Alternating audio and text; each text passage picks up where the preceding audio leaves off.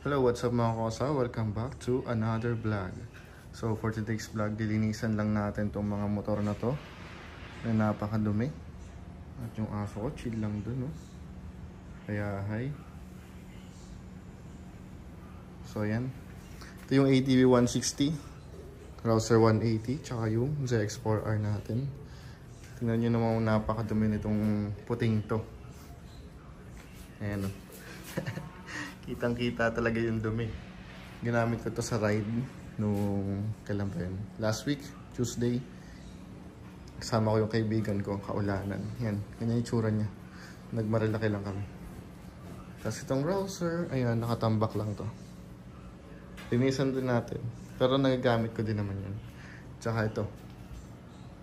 Nagagamit ko lang din siya pagka rest day ko. Okay, tara. Linisan na natin. Ito, naparinyo ko na to. Hindi na natuloy yung aking pagpapa-change of ownership kasi nagkaroon ng problem dun sa aking deed of sale. Pero mababago naman yun by next year, January 8. Sa January pa lang padating yung attorney na nag-ayos ng aking deed of sale.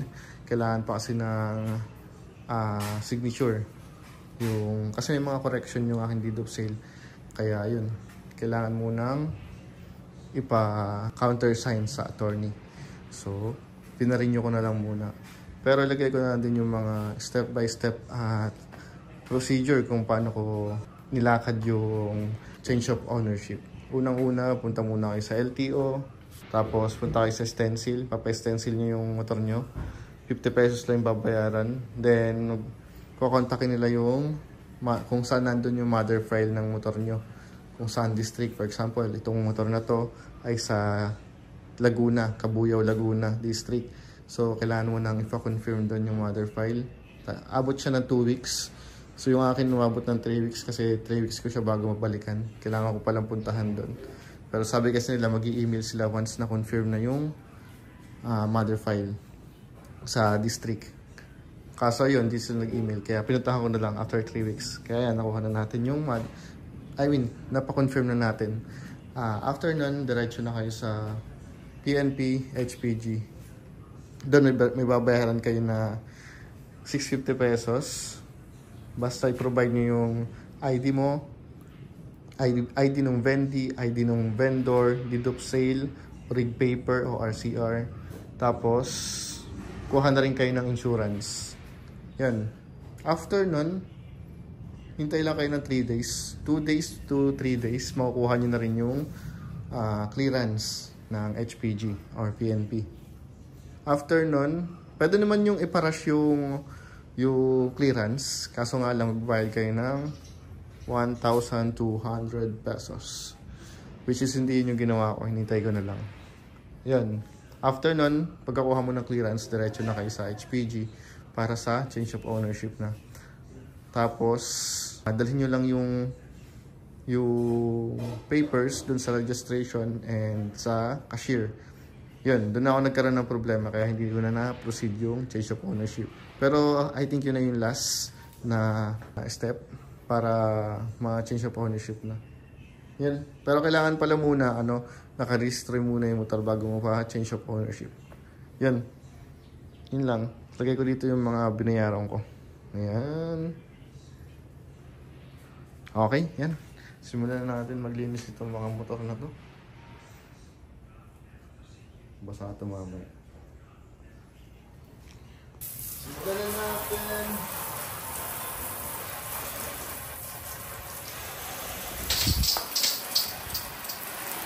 Basahin lang muna natin para lumambot yung mga dumi-dumi.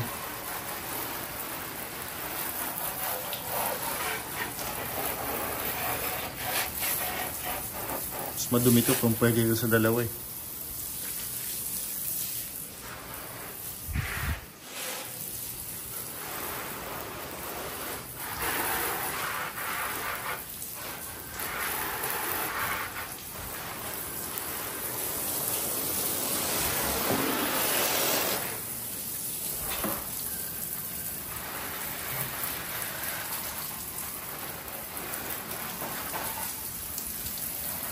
Ano yung dumi yun? Tumatagas.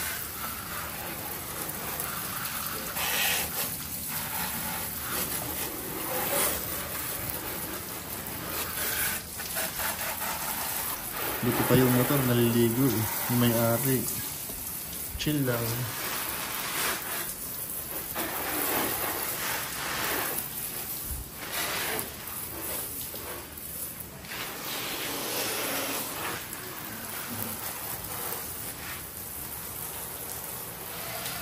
Tignan tayo sa kulay green.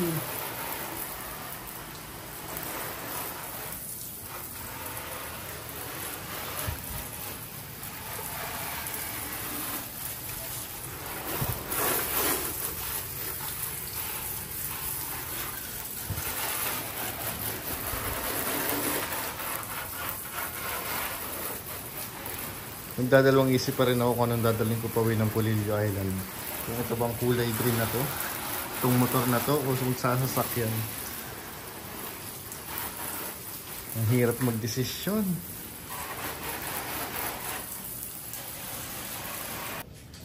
Simulan natin itong puting ito.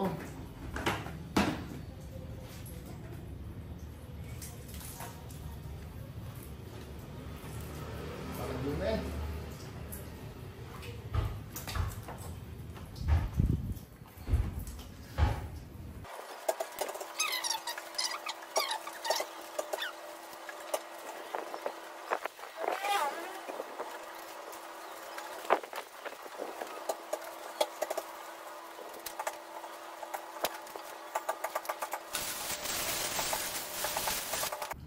Okay, tapusin natin linisan tong ADB.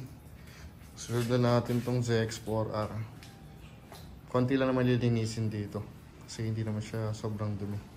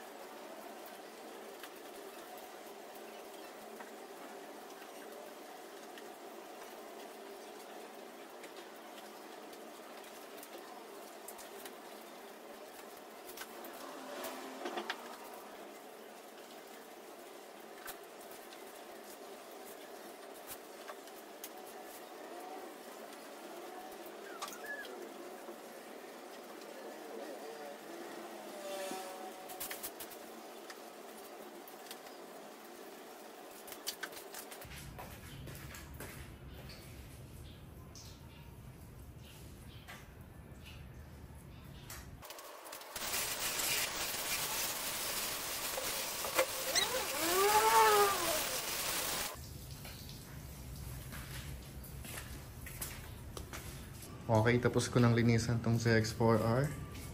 Susunod natin tong Rouser. Ayan siya. Oh. Linis oh. Tara, linisan na natin to. Last na motor na to. Pagod din maglinis ng mga motor ah. Kesa naman ibayad pa natin no. 150, 150, 150. 450 din yan pag pinalinis ko sa labas. Kaya kung may panlinis kayo, tubig, hose, sabon, eh kayo na lang maglinis para makatipid.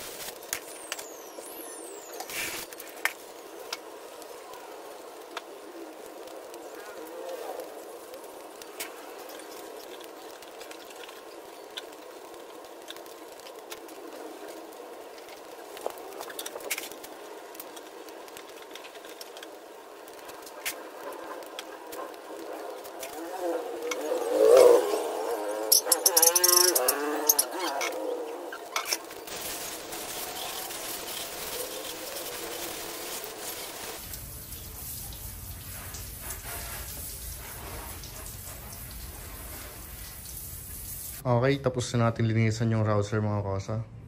I mean, lahat tapos na natin linisan. Ayan na sila. So good, so clean na. Panes. May natira pa. Ayan. Start naman natin lahat para ma-cold start. Unahin na natin tong ADB.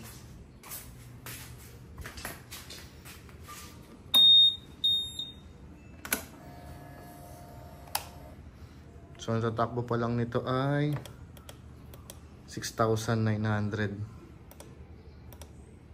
Yan. Start natin.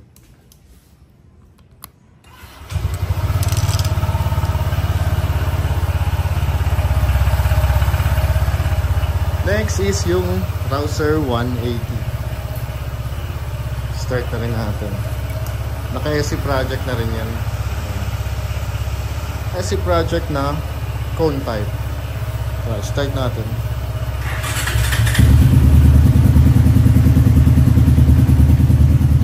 At syempre, ang pinakahuli, the big one sa tatlo, ZX4R. Ang auto pa lang natin dito ay 1,987.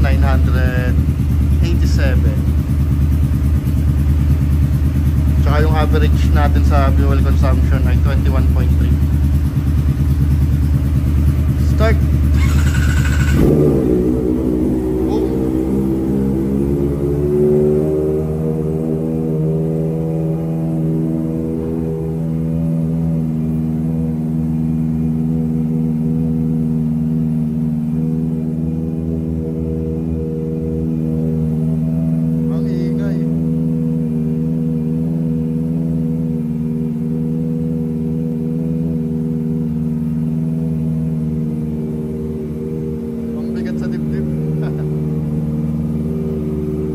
Natin yung rouser.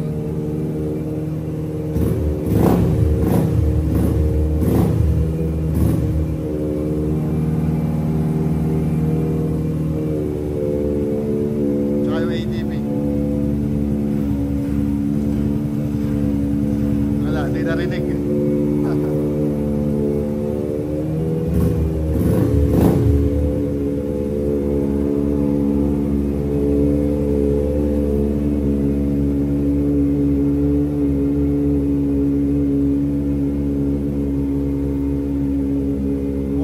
Na pagka 55 to 60 pwede na bombahin dyan.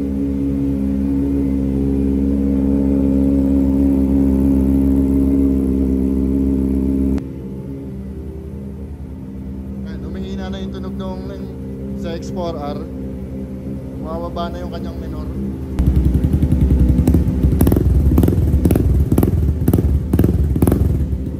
Ready na for New Year.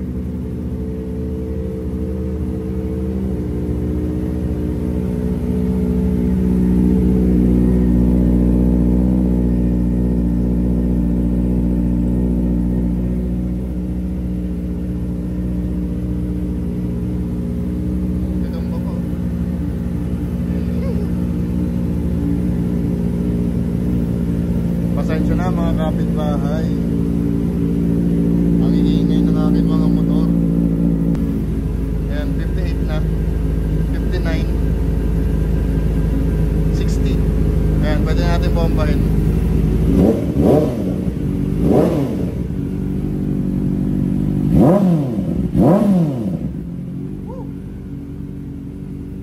Okay, patay na natin. Let's go.